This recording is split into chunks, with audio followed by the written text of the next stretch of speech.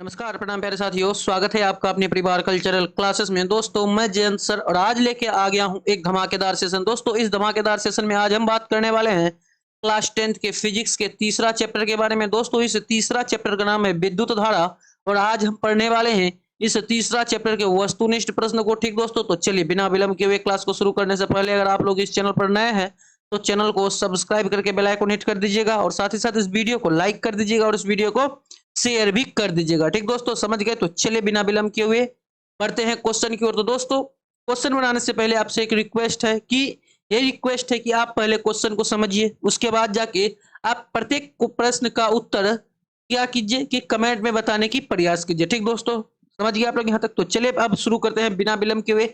बस आप एक एक प्रश्न को देखते जाइएगा, समझते जाइएगा और कॉपी में अगर लिखने का मन हो लिख लीजिएगा। ठीक ना? चलिए पहला प्रश्न है आपके पास जो कि आपके स्क्रीन पे साक्षात प्रस्तुत है। विकल्प के साथ जरा ध्यान दीजिएगा भैया।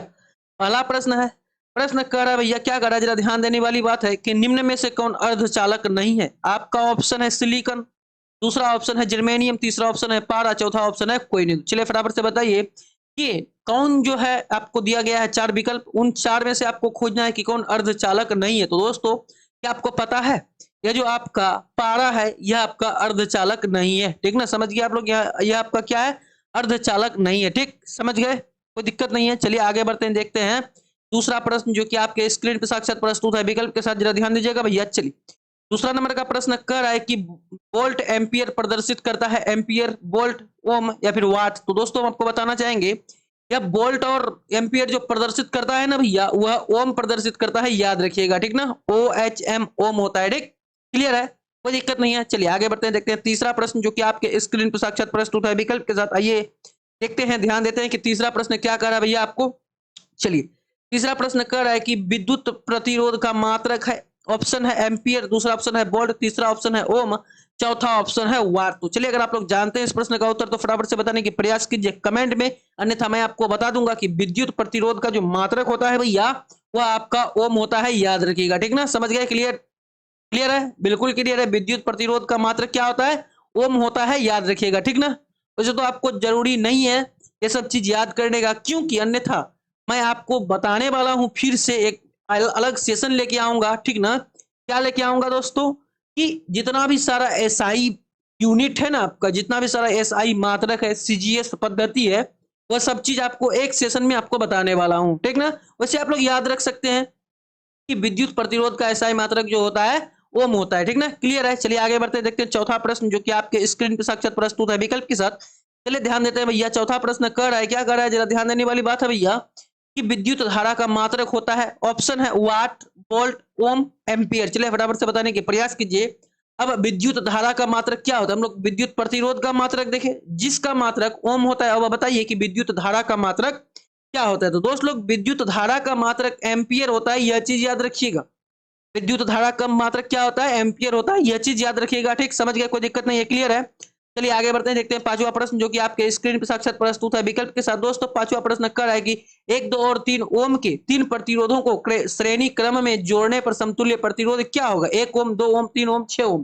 दोस्तों हम आपको बताएं कि 1, 2, 3 ओम, ठीक, 1, 2 और 3 ओम के तीन प्रतिरोध में, कितने?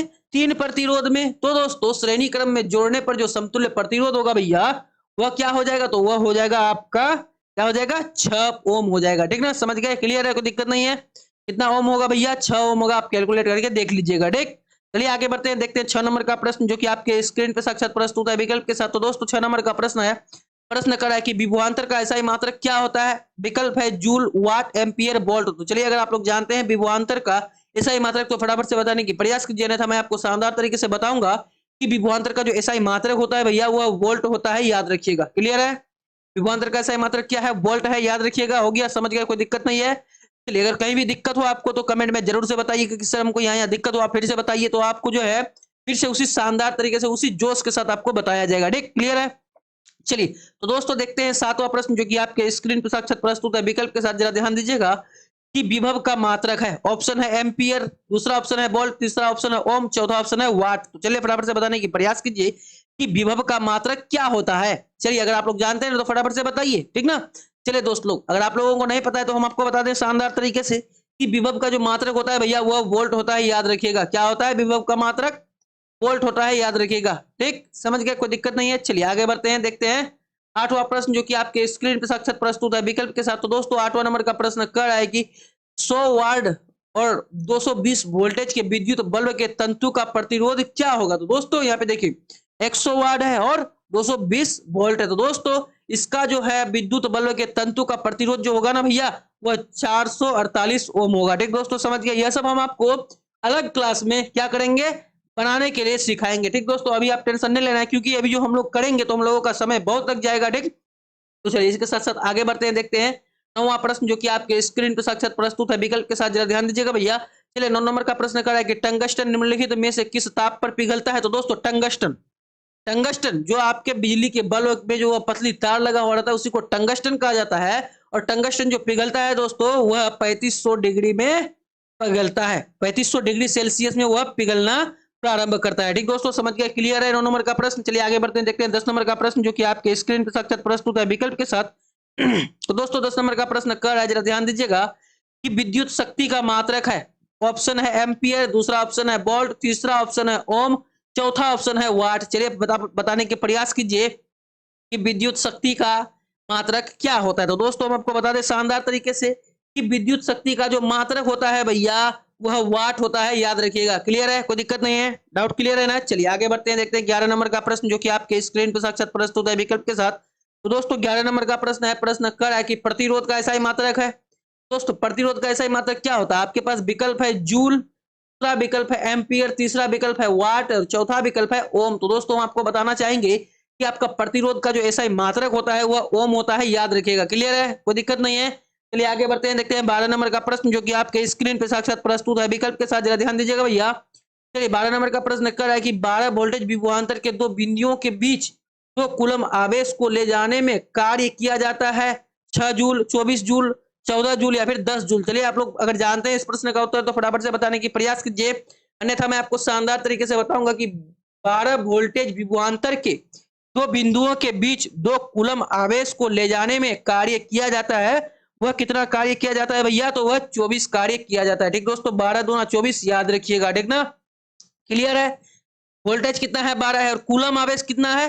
कितना को ले जाना है? 2। तो दोनों को मल्टीपल कर दीजिए, आपका निकल जाएगा कितना कार्य ले जाया जाता है। ठीक ना? हो गया? क्लियर है? कोई दिक्कत नहीं है? चलिए आगे बढ़ते हैं, देखते हैं 13 नंबर का प्रश्न जो कि आपके स्क्रीन पे साक्षात प्रस्तुत है विकल्प के साथ। तो दोस्तों 13 नंबर का प्रश्न है, प्रश्न कह रहा है कि सेल के विद्युत वाहक बल का मात्रक होता है। ऑप्शन है ओम, दूसरा ऑप्शन है वोल्ट, तीसरा ऑप्शन है एम्पियर, चौथा ऑप्शन है कूलम। तो चलिए आप लोग फटाफट से बताने की प्रयास कीजिए कि सेल के विद्युत वाहक बल का मात्रक क्या होता है। तो चलिए दोस्तों हम आपको बता दें इसका उत्तर शानदार तरीके से कि सेल के विद्युत वाहक बल का जो मात्रक होता है भैया वह वोल्ट होता है, याद रखिएगा। क्लियर है? कोई दिक्कत नहीं है? चलिए आगे बढ़ते हैं, देखते हैं 14 नंबर का प्रश्न जो कि आपके स्क्रीन पे साक्षात प्रस्तुत है विकल्प के साथ। जरा ध्यान दीजिएगा। तो दोस्तों 14 नंबर का प्रश्न कर रहा है कि एक एमीटर के स्केल पर 0 तथा 2a के बीच 20 विभाग का अल्पतमांक है। तो दोस्तों अल्पतमांक अर्थात करने का ये है कि अल्पतमांक, ठीक ना? समझ गए आप लोग शानदार तरीके से? कोई दिक्कत नहीं है? प्रश्न यही कर रहा है कि 1 मीटर के स्केल पर 0 तथा 2a के बीच 20 विभाग है। कितना विभाग है? 20 विभाग है। तो इसका अल्पतमांक कितना होगा?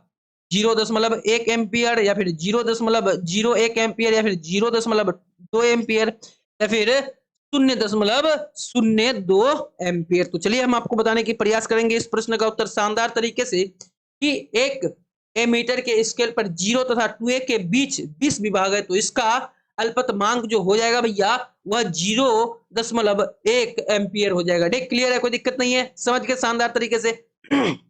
चलिए आगे बढ़ते हैं, देखते हैं 15 नंबर का प्रश्न क्योंकि आपके स्क्रीन पर साक्षात प्रस्तुत है विकल्प के साथ। जरा ध्यान दीजिएगा भैया। चलिए 15 नंबर का प्रश्न है, प्रश्न कर रहा है कि आवेश का ऐसा ही मात्रक होता है। भैया आवेश का ऐसा ही मात्रक क्या होता है? वोल्ट होता है, ओम होता है, जूल होता है, कूलम होता है। चलिए हमको तो नहीं पता, अगर आपको पता हो तो फटाफट से चैट सेक्शन में बताने की प्रयास कीजिए, अन्यथा मैं आपको शानदार तरीके से बताऊंगा कि आवेश का जो आपका ऐसा ही मात्रक होता है भैया वह कूलम्ब होता है। क्या होता है? आवेश का ऐसा ही मात्रक कूलम्ब होता है, याद रखिएगा। क्लियर है? डाउट क्लियर है? चलिए आगे बढ़ते हैं, देखते हैं 16 नंबर का प्रश्न जो कि आपके स्क्रीन पर साक्षात प्रस्तुत है विकल्प के साथ। जरा ध्यान दीजिएगा भैया, 16 नंबर का प्रश्न कर रहा है कि जब किसी चालक तार के विद्युत धारा प्रभावित होती है, जब किसी चालक चालक तार से विद्युत धारा प्रभावित होती है तो गतिशील कण क्या होता है भैया? तो गतिशील कण इलेक्ट्रॉन ही होते हैं। क्या होते हैं कि नहीं होते? सिर्फ आपका जो वह क्या होता है, कक्ष होता है, उसमें इलेक्ट्रॉन प्रोटॉन न्यूट्रॉन होता है, तो उसके बाह्यतम कक्षा में जो घूमते रहता है वो कौन घूमता है? वह इलेक्ट्रॉन ही मूव करते रहता है। ठीक दोस्तों, समझ गए आप लोग शानदार तरीके से, कोई दिक्कत नहीं है, डाउट क्लियर है। चलिए आगे बढ़ते हैं, देखते हैं 17 नंबर का प्रश्न जो कि आपके स्क्रीन पे साक्षात प्रस्तुत है विकल्प के साथ। जरा ध्यान दीजिएगा भैया, 17 नंबर का प्रश्न कर रहा है कि निम्नलिखित में कौन विद्युत का सुचालक है? आपका विकल्प है सल्फर, दूसरा विकल्प है प्लास्टिक, तीसरा विकल्प है आयोडीन, चौथा विकल्प है ग्रेफाइट। चलिए अगर आप लोग जानते हैं तो फटाफट से इसका उत्तर आप कमेंट में बताने के प्रयास कीजिए, अन्यथा मैं आपको बता दूंगा शानदार तरीके से कि वह कौन सा है जो विद्युत का सुचालक है, जो आपका 4 विकल्प दिया हुआ है नीचे में। तो दोस्तों ये जो आपका उत्तर हो जाएगा वह ग्रेफाइट हो जाएगा, जो विद्युत का सुचालक होता है। ठीक दोस्तों, समझ गए आप लोग शानदार तरीके से, कोई दिक्कत नहीं है। चलिए आगे बढ़ते हैं, देखते हैं 18 नंबर का प्रश्न जो कि आपके स्क्रीन पे साक्षात प्रस्तुत है विकल्प के साथ। तो दोस्तों 18 नंबर का प्रश्न कर रहा है कि विभवांतर का मात्रक होता है। भैया विभवांतर का मात्रक क्या होता है? वाट, एम्पियर, वोल्ट या फिर ओम? तो चलिए हम आपको बताना चाहेंगे कि जो आपका विभवांतर का जो आपका मात्रक होता है ना भैया, वह आपका वोल्ट होता है, याद रखिएगा। ठीक दोस्तों, हालांकि यह प्रश्न 2 से 3 बार आ चुका है, ठीक, क्योंकि हम लोग इसलिए इसको रिवाइज करते हुए जा रहे हैं कि ताकि हम लोगों को याद रहे, हम लोगों के फायदे के लिए है यह, ठीक ना, समझ गए। चलिए आगे बढ़ते हैं, देखते हैं 19 नंबर का प्रश्न जो कि आपके स्क्रीन पे साक्षात प्रस्तुत है विकल्प के साथ। तो दोस्तों 19 नंबर का प्रश्न कर रहा है कि विद्युत बल्ब का तंतु किस धातु का बना होता है? दोस्तों हम आपको बताए थे कि टंगस्टन का बना होता है विद्युत बल्ब का तंतु, ठीक ना, समझ गए। जो पतली नुमा तार होता है उसके अंदर में, बल्ब के अंदर में, बिजली के बल्ब के अंदर में, ठीक ना, समझ गए। आपको यह चीज रेड वाला बल्ब जो आपके घर में जलाते होंगे या फिर नहीं भी जलाते होंगे या फिर देखे होंगे, तो आपको उसमें दिखाई देता होगा टंगस्टन, ठीक ना, समझ गए, क्लियर है। चलिए आगे बढ़ते हैं, देखते हैं 20 नंबर का प्रश्न जो कि आपके स्क्रीन पर साक्षात प्रस्तुत है विकल्प के साथ। जरा ध्यान दीजिएगा भैया, 20 नंबर का प्रश्न है, प्रश्न कह रहा है, क्या कह रहा है प्रश्न की 10 ओम एवं 20 ओम के दो प्रतिरोधों को श्रेणी क्रम में जोड़ने पर समतुल्य प्रतिरोध होगा कितना? 30 ओम होगा, याद रखिएगा। 20 और 20 को अगर जोड़ दिया जाए, ठीक ना, क्या कर रहा है कि जोड़ने पर, तो जोड़ने पर जुटेगा, तो जुटेगा 20 और 10 कितना हो गया? 30 हो गया, यानी कि 30 ओम हो जाएगा इसका प्रतिरोध, क्लियर है, कोई दिक्कत नहीं है। चलिए आगे बढ़ते हैं, देखते हैं 21 नंबर का प्रश्न क्योंकि आपके स्क्रीन पे साक्षात प्रस्तुत है विकल्प के साथ। जरा ध्यान दीजिएगा भैया, भैया 21 नंबर का प्रश्न कर रहा है कि किसी बल्ब से 220 वोल्टेज पर 2 एम्पियर की धारा प्रभावित होती है तो फिलामेंट का प्रतिरोध कितना होगा? तो दोस्तों फिलामेंट का प्रतिरोध जो होगा वहां पे आपका वह 110 ओम होगा, ठीक ना, याद रखिएगा कितना होगा? 110 ओम होगा, क्लियर है, कोई दिक्कत नहीं है। ठीक, हाफ यानी कि आधा हो जाएगा ना, तो अगर 2 ऐसी आप भाग दीजिएगा 220 को 2 से तो 110 ही आएगा। ठीक दोस्तों, क्लियर है, कोई दिक्कत नहीं है, क्लियर है ना। चलिए आगे बढ़ते हैं, देखते हैं 22 नंबर का प्रश्न जो कि आपके स्क्रीन पे साक्षात प्रस्तुत है विकल्प के साथ। तो दोस्तों 22 नंबर का प्रश्न कर रहा है कि बैटरी से किस प्रकार से धारा प्राप्त होती है? तो दोस्तों बैटरी से किस प्रकार से धारा प्राप्त होती है? एसी यानी कि अल्टरनेटिंग करंट, या फिर डीसी, या फिर एसी और डीसी दोनों, या फिर इनमें से कोई नहीं। तो चलिए दोस्तों आपका समय हो गया है अब समाप्त। हम आपको बता दें कि बैटरी से जो आपका धारा प्रभाव प्राप्त होता है वह डीसी होता है। ठीक दोस्तों, समझ गए आप लोग शानदार तरीके से, कोई दिक्कत नहीं है, कोई दिक्कत नहीं है। चलिए आगे बढ़ते हैं, देखते हैं 23 नंबर का प्रश्न जो कि आपके स्क्रीन पे साक्षात प्रस्तुत है विकल्प के साथ। तो दोस्तों 23 नंबर का प्रश्न कह रहा है, क्या कह रहा है भैया, जरा ध्यान दीजिएगा कि आमीटर को विद्युत परिपथ में कैसे जोड़ा जाता है? आपका विकल्प है श्रेणी क्रम, को नंबर का विकल्प है यानी कि बी नंबर का विकल्प है समांतरकरण, सी नंबर का विकल्प है ए एवं दो दोनों, डी नंबर का है इनमें से कोई नहीं। चलिए फटाफट से बताने की प्रयास कीजिए इस प्रश्न का उत्तर कमेंट सेक्शन में कि आमीटर को विद्युत परिपथ में कैसे जोड़ा जाता है। तो दोस्तों आमीटर को विद्युत परिपथ में जो जोड़ा जाता है भैया, वह आपका कैसा जोड़ा जाता है? तो श्रेणी क्रम में जोड़ा जाता है, याद रखिएगा, ठीक ना, समझ गए आप लोग यहाँ तक 23 नंबर के प्रश्न को। चलिए आगे बढ़ते हैं, देखते हैं 24 नंबर का प्रश्न जो कि आपके स्क्रीन पे साक्षात प्रस्तुत है। तो दोस्तों 24 नंबर का प्रश्न कह रहा है कि वोल्ट मीटर को विद्युत परिपथ में कैसे जोड़ा जाता है? तो देखिए दोस्तों, पहले आमीटर था, अब आ गया आपका वोल्ट मीटर। तो दोस्तों वोल्ट मीटर जो है आपका विद्युत परिपथ में समांतर क्रम में जोड़ा जाता है, याद रखिएगा, क्लियर है, कोई दिक्कत नहीं है। चलिए आगे बढ़ते हैं, देखते हैं 25 नंबर का प्रश्न जो कि आपके स्क्रीन पे साक्षात प्रस्तुत है विकल्प के साथ। तो दोस्तों 25 नंबर का प्रश्न कर रहा है, क्या कर रहा है भैया, कि विभवांतर मापने वाले यंत्र को कहा जाता है अमीटर, आमीटर, या फिर वोल्ट मीटर, या फिर गैल्वेनोमीटर, या फिर इनमें से कोई नहीं। चलिए अगर आप लोग जानते हैं फटाफट से बताने की प्रयास कीजिए कमेंट सेक्शन में, अन्यथा मैं आपको बताऊंगा शानदार तरीके से कि विभवांतर मापने वाले यंत्र को क्या कहते हैं। तो दोस्तों विभवांतर मापने वाले यंत्र को जो कहते हैं भैया, वह वोल्ट मीटर कहते हैं, याद रखिएगा, ठीक ना, क्लियर है, कोई दिक्कत नहीं है। चलिए आगे बढ़ते हैं, देखते हैं 26 नंबर का प्रश्न जो कि आपके स्क्रीन पे साक्षात प्रस्तुत है, विकल्प के साथ जरा ध्यान दीजिएगा।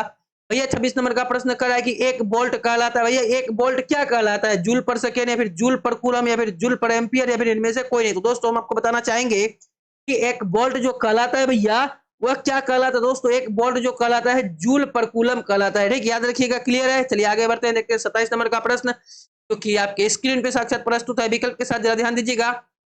भैया 27 नंबर का प्रश्न है, प्रश्न कर रहा है कि किलोवाट घंटा KWH का मात्रक क्या होता है धारा का, यानी कि किलोवाट घंटा मात्रक है किसका, धारा का, समय का, विद्युत ऊर्जा का या फिर विद्युत शक्ति का। तो दोस्तों KWH किलोवाट घंटा, तो मेरे ख्याल से तो होना चाहिए क्या आपका विद्युत ऊर्जा का यह जो है मात्रक है। ठीक ना, याद रखिएगा विद्युत ऊर्जा का मात्रक क्या होता है KWH किलोवाट आवर। ठीक, समझ गए, कोई दिक्कत नहीं है। चलिए आगे बढ़ते हैं, देखते हैं 28 नंबर का प्रश्न जो कि आपके स्क्रीन पर साक्षात प्रस्तुत है विकल्प के साथ।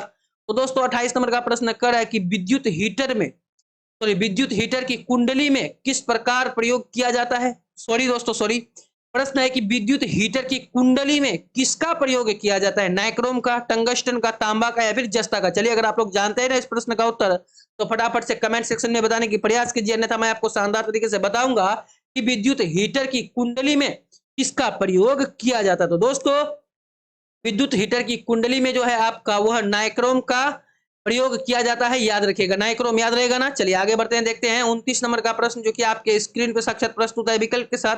तो दोस्तों 29 नंबर का प्रश्न कह रहा है कि विद्युत चुंबक बनाए जाते हैं इस्पात से, चांदी से, पीतल से या फिर नरम लोहे से। तो दोस्तों विद्युत चुंबक जो बनाया जाता है भैया वह किससे बनाया जाता है, अगर आप लोगों को पता है तो फटाफट से चैट सेक्शन में बताइए, अन्यथा मैं आपको शानदार तरीके से बताऊंगा कि विद्युत चुंबक जो बनाया जाता है वह नरम लोहे से बनाया जाता है, याद रखिएगा। ठीक ना, क्लियर है, कोई दिक्कत नहीं है। चलिए आगे बढ़ते हैं, देखते हैं 30 नंबर का प्रश्न जो कि आपके स्क्रीन पर साक्षात प्रस्तुत है विकल्प के साथ। तो दोस्तों 30 नंबर का प्रश्न कह रहा है कि विद्युत धारा उत्पन्न करने की युक्ति है। तो दोस्तों विद्युत धारा जिससे उत्पन्न होता है भैया वह एक जनरेटर है जिसको हम लोग जनित्र के नाम से जानते हैं। ठीक ना, डायनामो जिसको हम लोग कहते हैं इंग्लिश में। ठीक ना, क्लियर है, कोई दिक्कत नहीं है। चलिए आगे बढ़ते हैं, देखते हैं 31 नंबर का प्रश्न जो कि आपके स्क्रीन पे साक्षात प्रस्तुत है विकल्प के साथ, जरा ध्यान दीजिएगा भैया।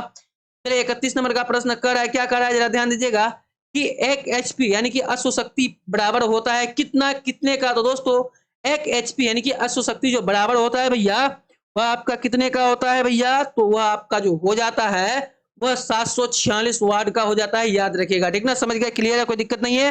चलिए आगे बढ़ते हैं, देखते हैं 32 नंबर का प्रश्न जो कि आपके स्क्रीन पे साक्षात प्रस्तुत है विकल्प के साथ। तो दोस्तों 32 नंबर का प्रश्न कर रहा है, क्या कर रहा है, जरा ध्यान दीजिएगा कि निम्न में से कौन सा संबंध सत्य है। तो दोस्तों निम्न में से कौन सा संबंध सत्य है यहाँ पे। तो दोस्तों V बराबर IR होता है, याद रखिएगा। V बराबर क्या होता है, IR होता है, याद रखिएगा।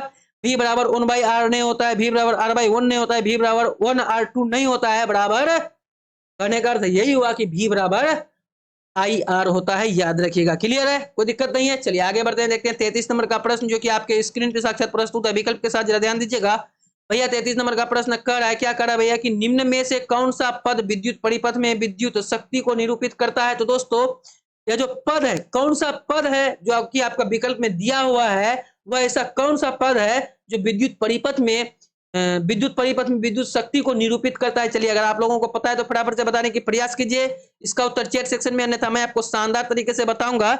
इसका जो उत्तर हो जाएगा भैया वह क्या हो जाएगा, I2R। ठीक दोस्तों, समझ गए लोग, यानी कि I2R को जो है ठीक विद्युत परिपथ में विद्युत शक्ति को निरूपित करता है। ठीक, क्लियर है, कोई दिक्कत नहीं है। चलिए आगे बढ़ते हैं, देखते हैं 34 नंबर का प्रश्न जो कि आपके स्क्रीन पे साक्षात प्रस्तुत है विकल्प के साथ। तो दोस्तों 34 नंबर का प्रश्न कर रहा है कि स्थिर विद्युत में आवेश होता है, विरामावस्था में रहते हैं या फिर गति अवस्था में रहते हैं या फिर दोनों अवस्था में रहते हैं या फिर किसी भी अवस्था में नहीं रहते हैं। तो चलिए अगर आप लोग जानते हैं इस उत्तर का प्रश्न, तो इस प्रश्न का उत्तर तो फटाफट से बताने की प्रयास कीजिए। ठीक दोस्तों, सॉरी सॉरी सॉरी, हम गलत नहीं बोल देते हैं, इसके लिए सॉरी। ठीक दोस्तों, चलिए स्थिर विद्युत में आवेश कैसा रहता है, फटाफट से बताने की प्रयास कीजिए, नहीं था मैं आपको शानदार तरीके से बताऊंगा कि स्थिर विद्युत में जो आवेश रहता है भैया वह विराम अवस्था में रहते हैं, याद रखिएगा। क्लियर है, चलिए आगे बढ़ते हैं, देखते हैं 35 नंबर का प्रश्न जो कि आपके स्क्रीन पे साक्षात प्रस्तुत है विकल्प के साथ। तो दोस्तों 35 नंबर का प्रश्न कर रहा है, क्या कर रहा है भैया, जरा ध्यान दीजिएगा कि धारा में आवेश रहते हैं गति अवस्था में।